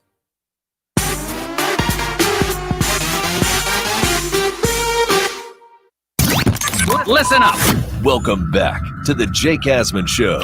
Time now for some quick hits. We gotta move quickly. There's no time. Move fast there. Come on. Here we go. It is time for some quick hits on a Tuesday. It is the Jake Asman Show. We thank you for making us part of your morning. If you're just tuning in, Bret Boone, Major League Baseball All-Star, of course, also the brother of Aaron Boone, going to be joining us at 10:40 a.m. Eastern. And, of course, that would be, I'm not great at math, but that would be 7:40 in the morning on the Pacific West Coast time. So there you go. Talk about baseball's ongoing negotiations with Bret. But before we do that, we have quick hits, so here we go. Let's start with this. Floyd Mayweather doing an awesome thing that deserves a lot of praise and deserves a lot of credit for. The boxing champion, 50-0. When he retired, of course, if he ever comes back, he will be paying for the funeral services for George Floyd, who obviously was murdered in an incident with Minneapolis police last week. So good job by Floyd. Really nice gesture. Very humble by him. Obviously, Floyd Mayweather doesn't exactly have the greatest track record of, being a great guy, but when someone does a really nice thing and does a great thing, they should be appreciated. They should be respected for it. So very kind to Floyd Mayweather. His business manager, the CEO of Mayweather Productions, quote said, he'll probably get mad at me for saying this, but yes, Floyd's paying for the funeral. Floyd has done these kind of things over the last 20 years. And he also added that Floyd didn't want to talk about his gesture. That's the biggest thing, right? I think it was George Steinbrenner that would always say this, the late Yankees owner, that if you do a good deed and more than two people know about it, you did it for the wrong reasons. So Floyd doing a great deed, and it happened to get leaked out that he was doing it. But a good job by Floyd Mayweather for paying for the funeral. Very nice thing to do. Yeah, very humble by him. Like that, when you think of Floyd Mayweather, you think of, the fighting, you think of, maybe like not so good allegations, but like this is a very humbling thing that he did for this person. And he did it, I believe personally, for all the right reasons, not just for the publicity. Absolutely. Let's continue here in quick hits. Free agent linebacker Brandon Marshall made an interesting point, and it's not something that has really been discussed. Given what's going on in our country and what has happened in, obviously, Minneapolis with the murder of George Floyd, Brandon Marshall thinks more players are going to take a knee this year. Here's Brandon Marshall. I think there, are going to be other players kneeling. I'm sure of that. And I don't think, maybe the punishments won't be as harsh in 2020 as they were in 2016, as far as the perception of these players and some players, potentially not being able to have a job. There are some organizations that are okay with it, but most aren't. So, maybe they see, after they saw that gruesome video of that man neck being kneeled on, and the officer just blatantly killing that individual after him telling them that he couldn't breathe. And I remember I watched the video. He said, "Yo, just let me stand." So here's the thing: the NFL put out a statement saying they obviously support peaceful protests. Right? They put out a statement saying that they continue to work and address the systematic issues going on in our country by working together with players, clubs, and partners. So they put out that cushy statement, right? If players start taking a knee again, the NFL has absolutely no right to be critical or trying to implement a rule to make players stand for the national anthem, even if you fall under the category, hey, they're a private business. If they want to have their players stand for the anthem, it's their right to do so. Once you release a statement saying that you support peaceful protesting, you lose that right to be upset if players start kneeling again, right? Because Colin Kaepernick's name has been brought up a ton over the last couple of days. Why? Because whether you agreed with him using the national anthem as a platform to protest, he was peacefully protesting. He wasn't destroying things. He wasn't rioting. The guy was peacefully protesting, and he said the reason why he was doing it was to try and raise awareness against police brutality, which is exactly what obviously happened in Minneapolis. So whether you agree with Kaepernick or not, if players start taking a knee again, I don't want to hear anything from the NFL that, oh, you can't take a knee, or we're going to implement a rule that you have to stand for the anthem. They would look even worse than they already do right now, given what's happened, if they try to do that once the season starts. Well, correct me if I'm wrong, but doesn't Kenny still kneel for the national anthem, but it's just not televised, it's just not covered? Yeah, that's the thing. Is he still kneeling? I remember when he first got to Houston, I think he did, and then it kind of became a non-story. No one even talked about it. Yeah, so I was assuming that it was still going on, but it's just not as publicized as it was back in 2016 when the Kaepernick thing was at its peak. That's a good point. I'd have to check to see if still take a knee. I mean, Eric Reed, who was kneeling with Kaepernick, throughout Kaepernick's season in the NFL, the last time he played in 2016, he's been signed to, a team, right? He played for the Carolina Panthers, but I don't think he took a knee this past year. I think he stood during the national anthem. So I don't know what the right answer is to this. I just know that if more players want to take a knee, I don't want to hear from the NFL that they don't support that. And you can't release a statement that you're all against, police brutality. And when these players take a knee and they say they're doing it to raise awareness against social injustice and police brutality, you then can't criticize them. Oh, 100% agree with you. About it. 100% agree with you on that point. Greg Popovich yesterday absolutely unleashed on President Donald Trump. He said, quote, if Trump had a brain, he would come out and say something to unify people. But he doesn't. He's a destroyer. That's why he hides in the White House basement. He creates a situation and runs away like a grade schooler. Here's the thing. Whether you agree with Pop's politics or not, the guy is just brutally honest. And he's never going to pander to you. He's at a point in his life where he just does not care. He's built up enough equity in San Antonio that he's going to say what's on his mind and not apologize for it.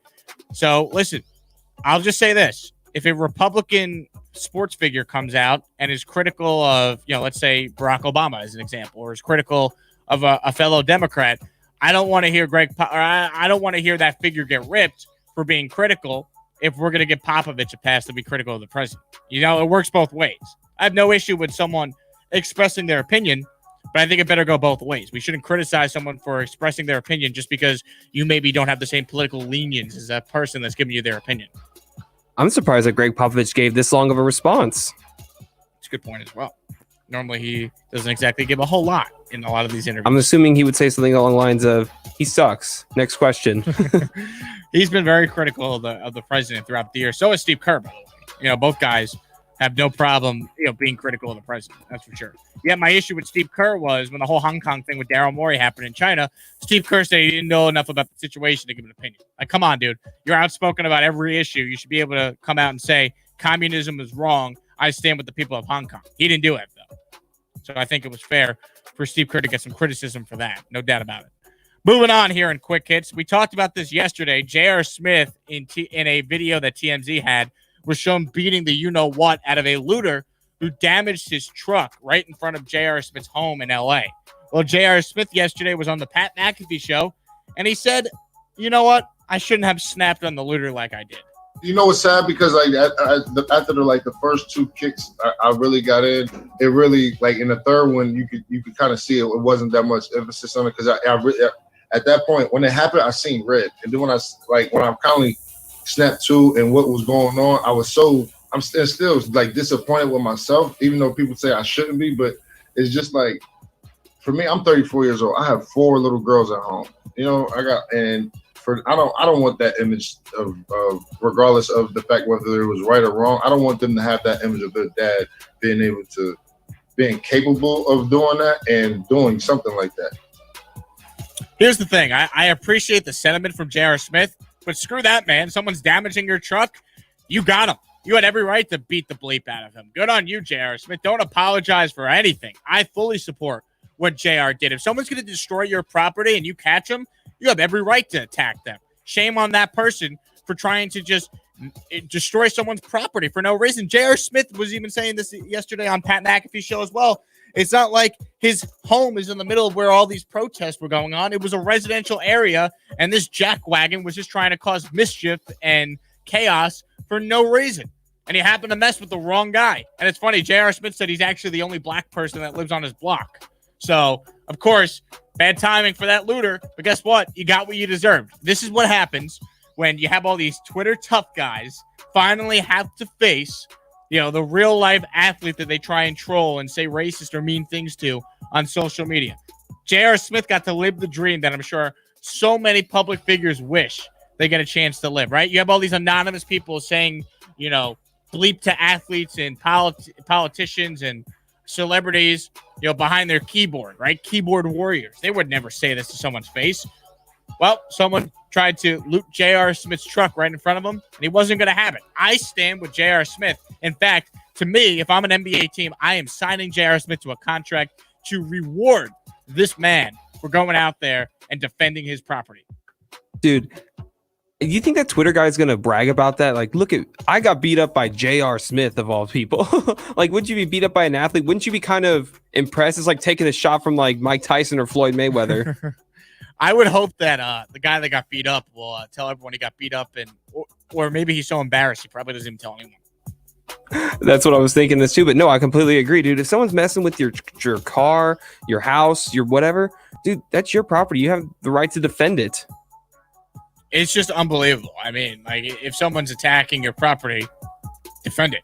J.R. Smith shouldn't have to apologize at all. And it's funny. I think everyone's been telling him this too, right? No one's saying, oh, what J.R. did was wrong. Everyone's like, yeah, I love it. Thank you, J.R. Great. You know how many athletes probably hit him up privately and were like, thank you. I have waited my whole life for someone to try and do this to me, and waited and waited, and it never happened. And you got to live that dream of beating somebody up that tried to damage your property. Well, him and maybe Ron Artest might say, like, I approve. Ron Artest, a little different, but yeah, I see your point there, Jack. I see your point. Ryan Saunders, the head coach of the Minnesota Timberwolves, I thought he had really good things to say and put things in perspective on being a white person going through what's happening in our country right now. He talked about how, hey, I don't know what it's like to be black, but it's our job to do all we can to help others that go through social injustice. Here was Ryan Saunders yesterday on NBCSN.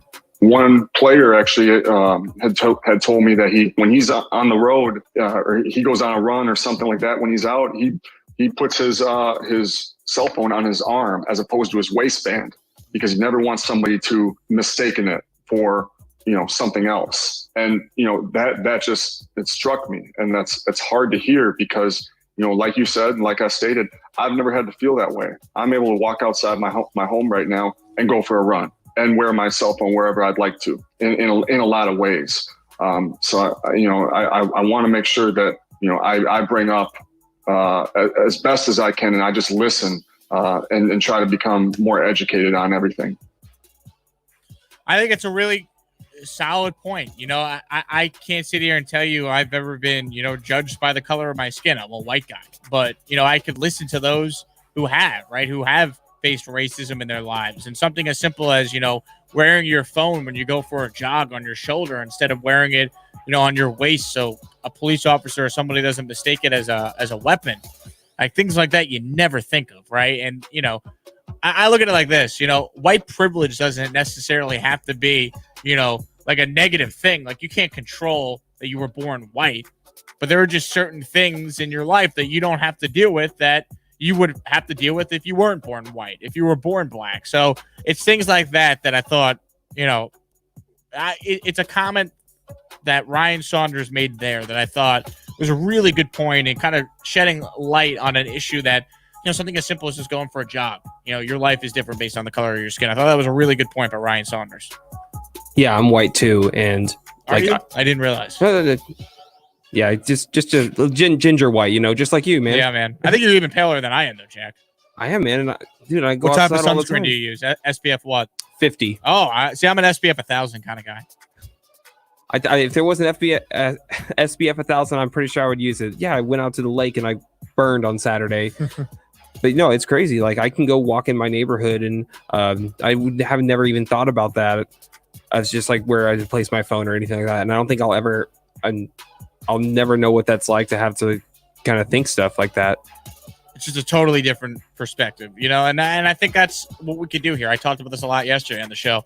I'm not going to pretend like I know what a black person goes through living in this country, right? Dealing with, racism. But I could listen.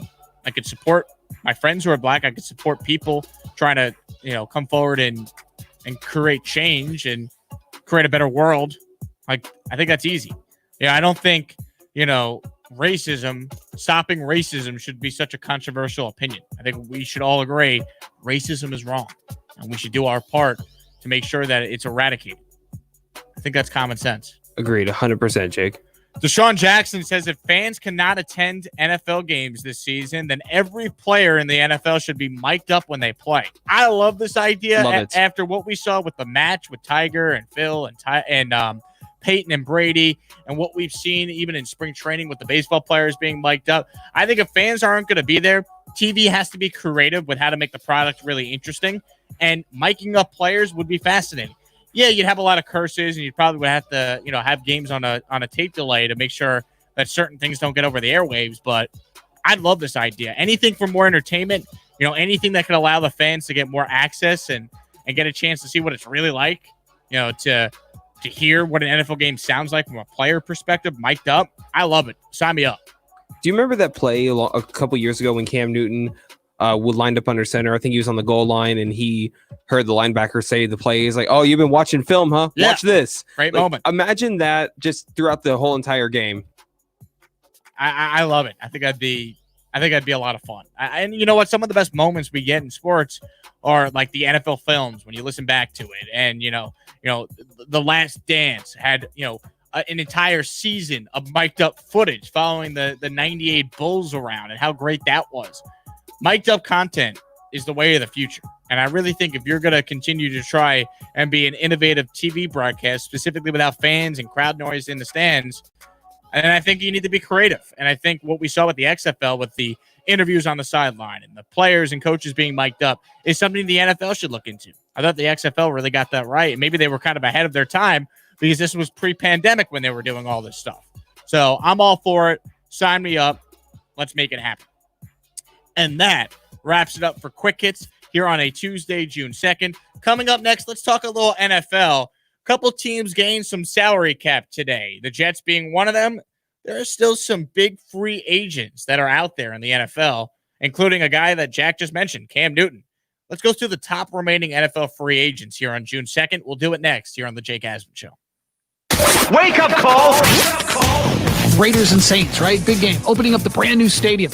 But you know what's going to be missing? There's going to be like 15 people in the shot. The black hole is going to have like 4 participants. Do you think only AI and D show up? That's right. Yeah.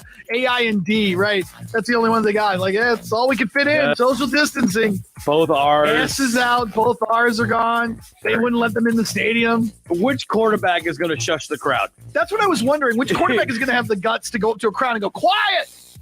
I would do it every time I was in the red zone this season. That would be my thing. You're gonna be able to hear beer.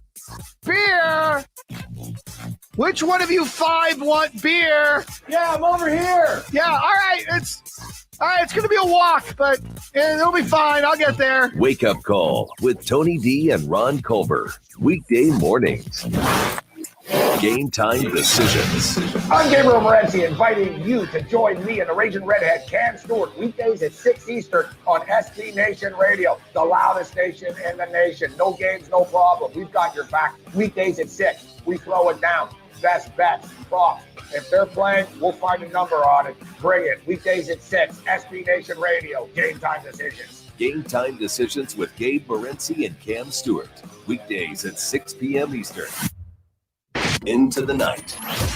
Ernie Johnson, the host of the NBA on TNT, joins us right now. Ernie, so it seems to be a lot of pushing and pulling from different sides around the NBA on whether or not to get this thing going again. Do you feel that that's going to happen? Well, I mean, if there's pushing and pulling in the NBA, it's just a reflection of the society that we're living in now, too, because you see states, some are opening things back up quicker than others are, and others are exercising more caution. And so I think it's the same way with the NBA. I mean, you're dealing with 30 NBA cities, and the rules aren't the same for everybody. So it makes it impossible, Tony, to say, oh, yeah, well, it looks like things are right on track to start playing again on this date. And I've said it since day one. If you're going to go back to work on this, if this season is going to resume, man, you better be pretty darn sure that this is safe and you won't have to worry. And to me, you can't do that yet, certainly. And I don't know if we will see a resumption of the season. Into the Night with Tony Bruno and Harry Mays. Weeknights at 10 Eastern. Pharrell. The Cowboys want to make Dak the second highest paid quarterback in the league. Dak wants to make the most money. Essentially, every guy in the league that's a quarterback's making somewhere between 25 and 35 million. Aren't they all making fat money? And aren't they all the eventual demise? These contracts with quarterbacks, the demise of football teams. When you have to pay one guy that much money, it breaks up the team. Pharrell Coast to Coast with Scott Pharrell. Weekdays from 4 p.m. to 6 p.m. Eastern.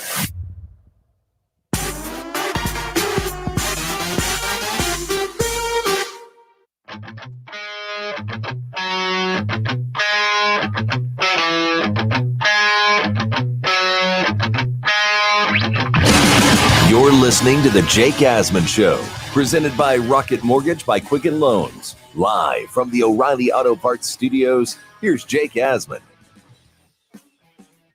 When you need auto parts, O'ReillyAuto.com is just a few clicks away. They offer convenient options for you to get your parts quickly. You can order online at O'ReillyAuto.com and pick up for free at your local O'Reilly Auto Parts store. They'll even bring it out to you curbside, or you can choose to have your parts delivered right to your door with free shipping on most orders over $35. Get your auto parts quickly with O'Reilly Auto Parts. Better parts, better prices every day. Happy Tremaine Johnson Day, Jets fans. I know I'm celebrating. Why am I saying the name Tremaine Johnson? Well, the Jets get $11 million in salary cap relief today as the bulk of Tremaine Johnson's dead money contract comes off the 2020 books because he was designated as a post-June 1st cut. Johnson now has a cap charge of $4 million instead of $15 million. So the Jets now have $25 million in cap room. They have been rumored to be in the mix to sign Logan Ryan. Well, Logan Ryan is still out there, 29 years old, huge part of the Titans secondary in 2019. He actually had the interception off Tom Brady in the wild card game at Gillette Stadium. That was the last pass that Brady ever threw as a Patriot. So you look at the free agents that are out there, and the Jets have some cap space. Now there's several other teams that still have some cap space, Cleveland being one of them. Even the Texans have some cap space here in town. So teams do have cap space, and there are still some prominent free agent players that are out there here on June 2nd, which you don't normally see. I mentioned one of them, Logan Ryan. Larry Walford, who's a 3-time Pro Bowler. The Saints made Walford a cap casualty earlier in the month then they drafted, Cesar Ruiz in the first round. But Walford's an elite guard. He has an impressive pedigree. I mean, he helped protect Drew Brees. He's still only 28, so he's in his prime. And he can immediately become a starting guard for a plethora of MLB teams. MLB, silly Jake. A plethora of NFL teams. I don't know if Larry Walford could hit a fastball. Someone should ask him that. But you have Walford. He's available. You have Logan Ryan. He's available. 2 guys that would instantly be starters in any team that signs him. Then you look at some other free agents that are still out there. Cam Newton, we know. The question with Cam is his health. When he's been on the field, he's produced. Now, his numbers have gone down the last couple of years, but how healthy has the guy been? It was only 4 years ago he was the league MVP. Newton, of course, doesn't have a whole lot of options to be a starter right now. His best bet's probably to wait until somebody goes down in training camp this summer, and then he could be a starter. He wants to be a backup. I think Cam could have signed by now. I'm sure there's been teams that have reached out. We've seen Jameis Winston sign as a backup. We've seen Andy Dalton sign as a backup. We've seen Joe Flacco sign as a backup. So I think the option's there for Cam Newton if he wants to be a backup. Clearly, the guy thinks he could start, and you can't blame Cam for thinking that way. But I think the combination of his health and the pandemic not allowing him to meet in person with teams is a big reason why he's still a free agent. I also think the Panthers did him no favors by the timing of the release. They released him when there were no jobs left, basically. Maybe if they cut him earlier in the offseason, Chicago signs him instead of trading assets for Nick Foles. Maybe. I don't know. So I don't think Carolina did him any favors. And there's two other names that I look at and say, hey, these are capable players still out there. One's obvious, Jadeveon Clowney. Guy's a former number 1 overall pick, but he only had 3 sacks last year. He's never had a season where he's had double-digit sacks. The guy is a 3-time Pro Bowler, but watching Clowney up close living here in Houston, I would say Clowney's a very good player. I don't think he's an elite player. I don't think he's a game-changing player. He has his moments, but I think he's an elite run stuffer. I think he's a very good player. He's not Khalil Mack. He's not Aaron Donald. He can't be paid like those guys. And I think the reason why Clowney's still out there is because he wants to be paid like those guys. Otherwise, he'd be on a new team. And the final guy that's still out there, Jason Peters. Now, Peters, of course, most recently with the Eagles, 38 years old. But the guy's a 9-time Pro Bowler, a future Hall of Famer. He played 13 games last year, so it's not like he proved he couldn't stay healthy. If I'm a win-now team that maybe is a veteran away on that O-line from contending, how do you not sign Jason Peters? That'd be the move I'd make. Coming up next, we're going to talk to former Major League Baseball All-Star Bret Boone. We will get into the ongoing negotiations between the baseball players and the baseball owners. Stay tuned. You're listening to the Jake Asman Show. O'Reilly. Right now at O'Reilly Auto Parts, pick up 5 quarts of Mobil 1 full synthetic motor oil for $28.95 and get a $10 O'Reilly gift card after mail-in rebate. You can even order at O'ReillyAuto.com and we'll deliver it curbside. Protect your engine from sludge and wear at O'Reilly Auto Parts. Better parts, better prices every day. O'Reilly Auto Parts.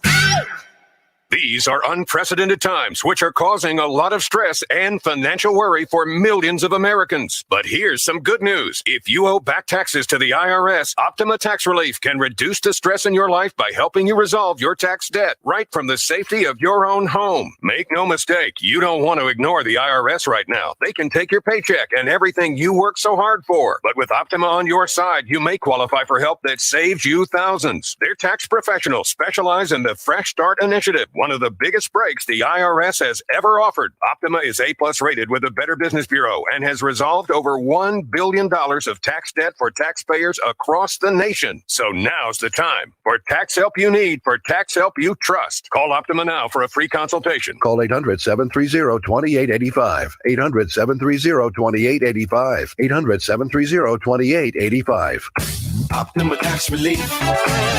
Some restrictions apply. For complete details, please visit OptimaTaxRelief.com. My name is Megan Eddings, founder and CEO of Excel Lifestyle. Research shows that wearing a face mask drastically reduces the spread of the coronavirus. Excel Lifestyle's Prima antibacterial face masks are soft, washable, and double layer for added protection. To purchase you and your loved one's face mask, please go to excellifestyle.com. That's ACCEL lifestyle.com. Once we receive your order, we will ship your masks out immediately. Thank you and stay safe. You're going on a trip, but where are you going to stay? How much will it cost? Well, it'll cost less by booking on besthotelrates.com. BestHotelRates.com works with all the top hotels in the country while delivering you great hotel and room choices for the best prices. Why wait? Go to besthotelrates.com, enter your email address, and start shopping for your next hotel room. BestHotelRates.com. It's in the name. BestHotelRates.com.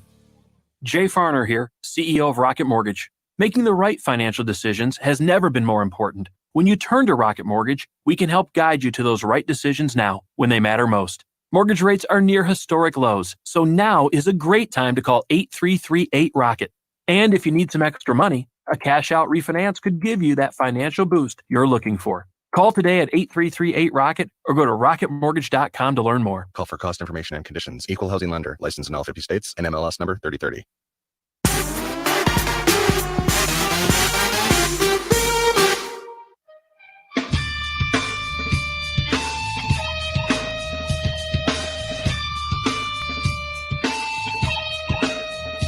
This is the Jake Asman Show, presented by Rocket Mortgage by Quicken Loans. Live from the O'Reilly Auto Parts Studios, here's Jake Asman.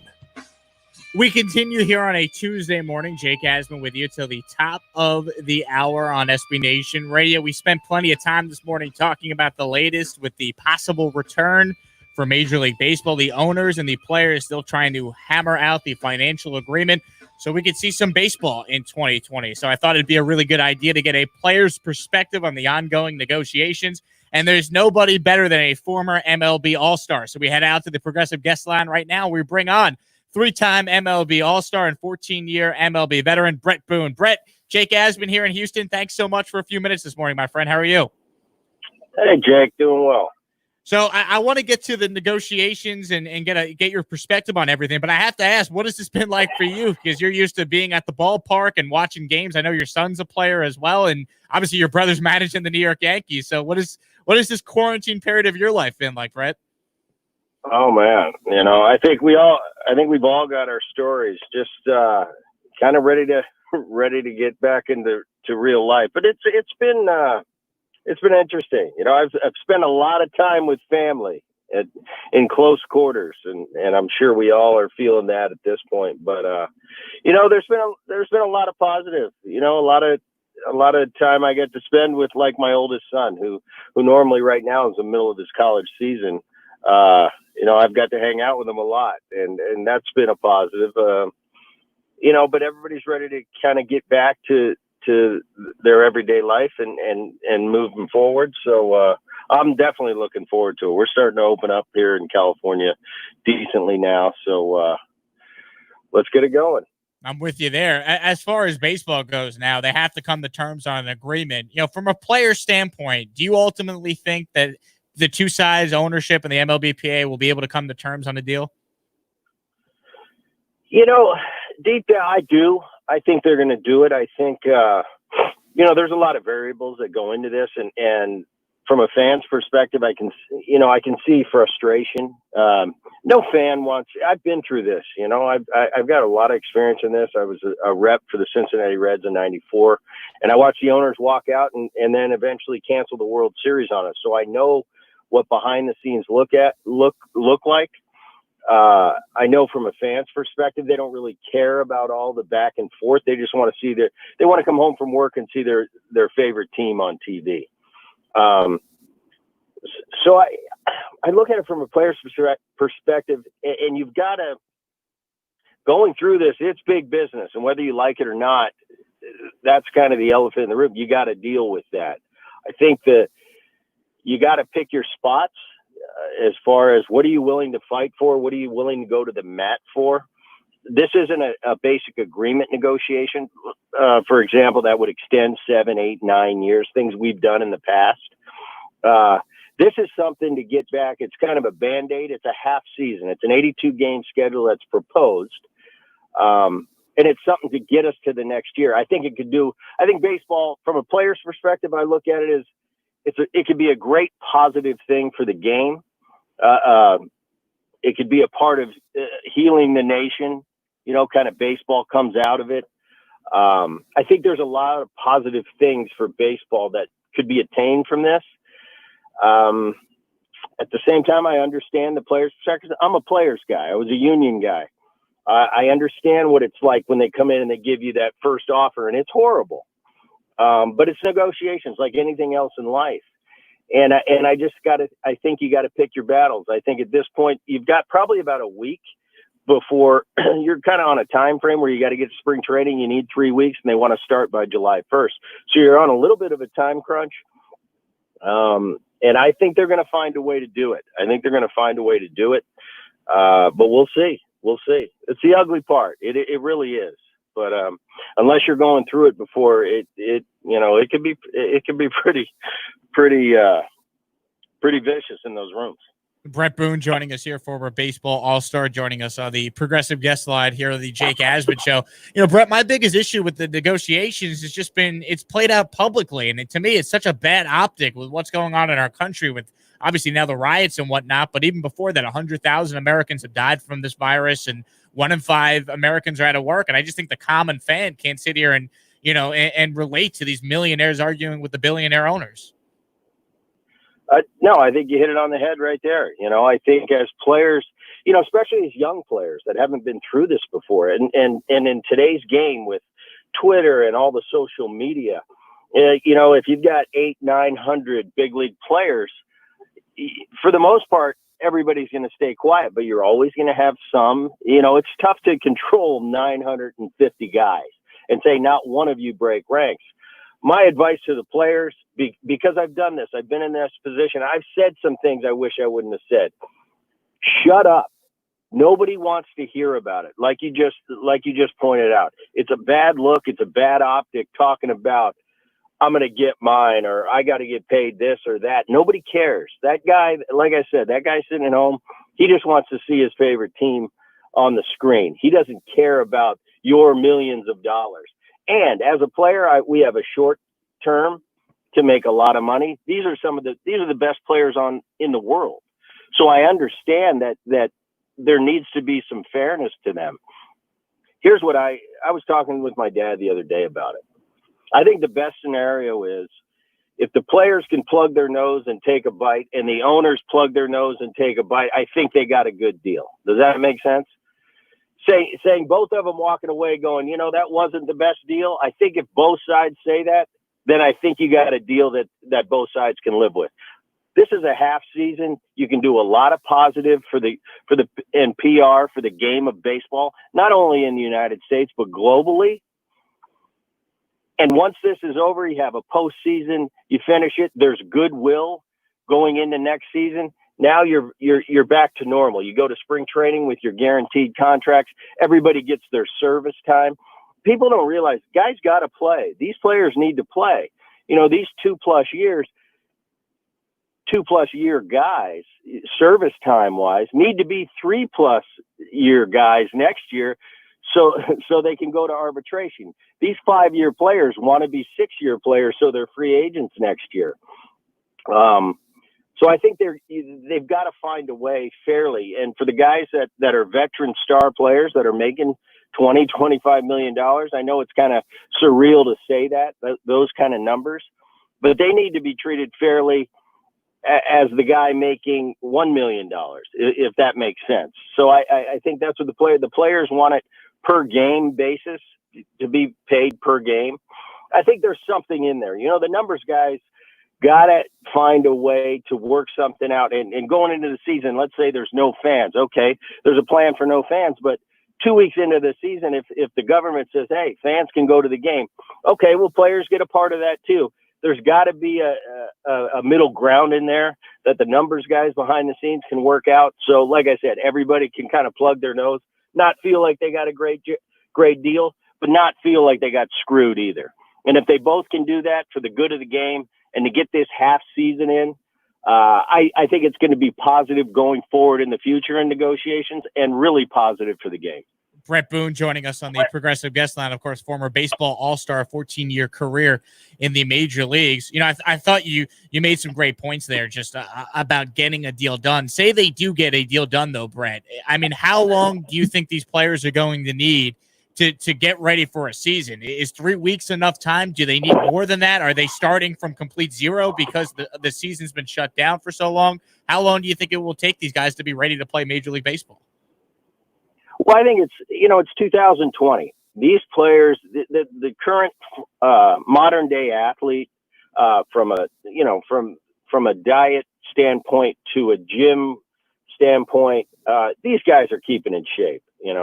These kids today, they take a lot of, that's their first priority. It's a year-round gig for them to keep their bodies in shape. So most of these guys physically are ready to go. Now that's not Major League Baseball game ready to go. I figure about 2 months ago is when it all stopped. They were in the middle of spring training.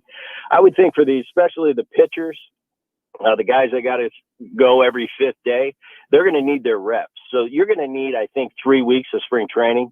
From a pitcher standpoint, position players, we can usually get ready a little quicker. So we need, probably 2 weeks.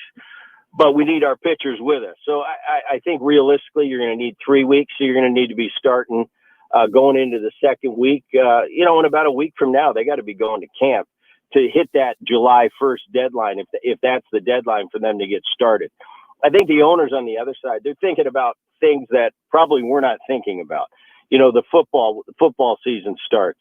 They don't want to go into November because that overlaps. And there's probably a lot of variables that the average guy's not thinking about because of the schedule. We're not used to being entertaining mid-November baseball. That's right in the middle of football season. And there's a lot of little nuances there. So I think 3 weeks, players can get ready. I think a lot of them are probably chomping at the bit and training every day, baseball and gym wise. So they can get ready pretty quick, but I think we're about a week away from having to have something, down on paper to get this thing going. We're talking with Bret Boone here on the Jake Asman Show. So, Bret, I've been watching a lot of old games during this quarantine. I mean, we have no sports. We're stuck in our homes.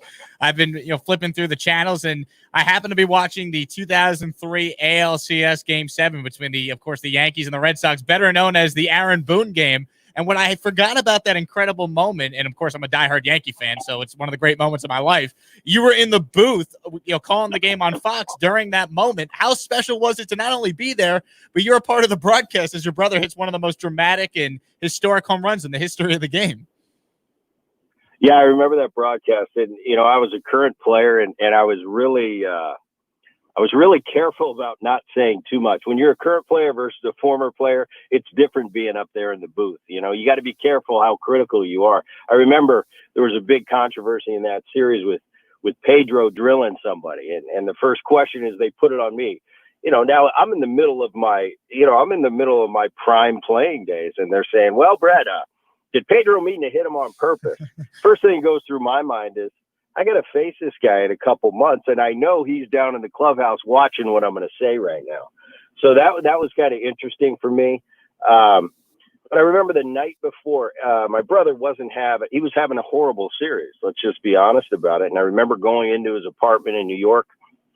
He was kind of down a little bit. I was there. My season was over, and I was just, in New York having some nice dinners. So I went over to talked to him, and he was kind of down. And I said, here's the deal, man. I said, I've been through this. And I remember Aaron kind of saying, well, you don't know what it feels like to be doing this bad. I said, Aaron, look at the other side of my bubblegum card. I've had plenty of these times.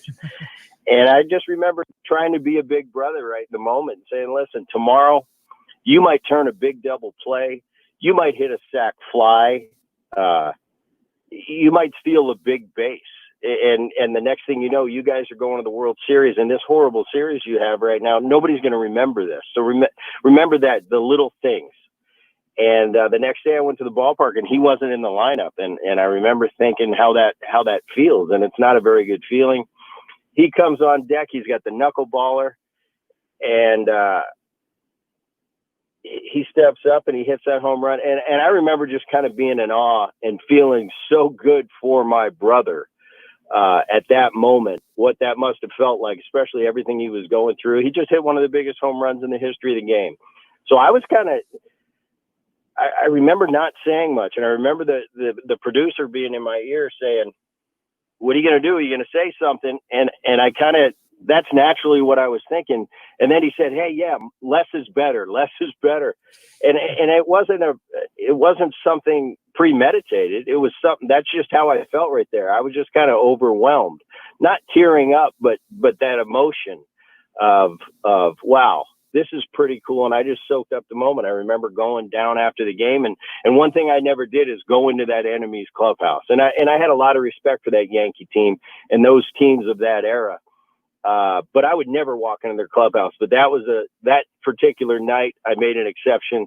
I went down in the middle of their party. I gave my brother a hug, and pretty darn cool moment.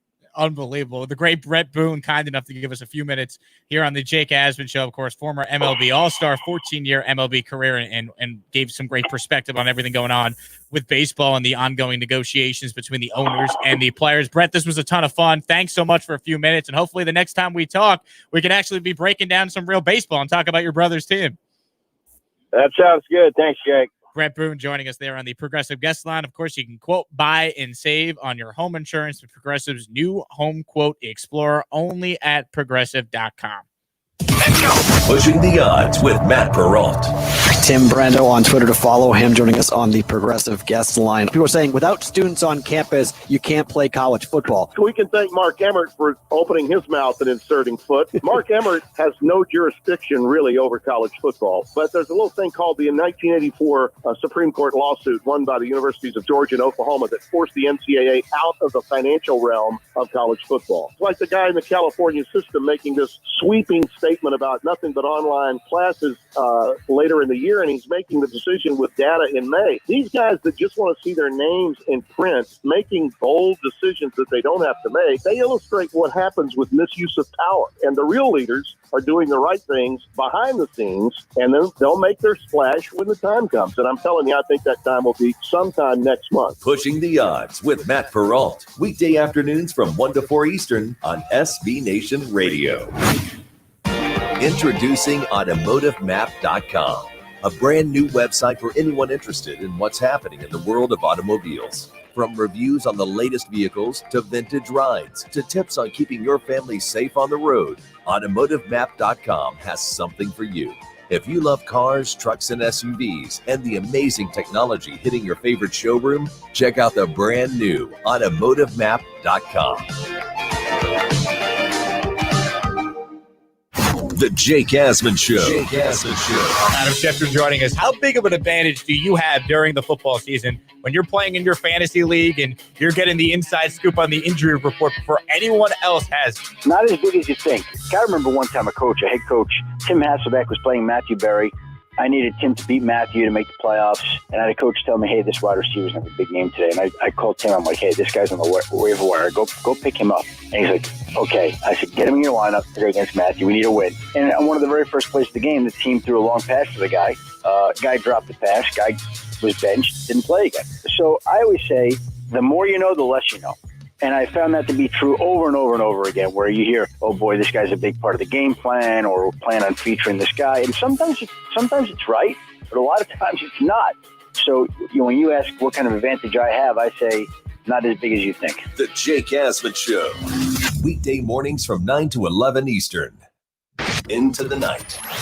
Seriously now. Are we done with this yet? Not yet. What do you mean, are we done? You called here. You want me to be like a regular talk show host and just hang up on you and run him? Should I run him, Aaron? Or rack him? No, I'm not racking him. They're not racking him. Jim Rome only racks great calls. He has a take, but he sort of sucks at the same time. I think that's going to be my new thing. You know, you had a take or two, but for the most part, I got to run you. Into the Night with Tony Bruno and Harry Mays. Weeknights at 10 Eastern.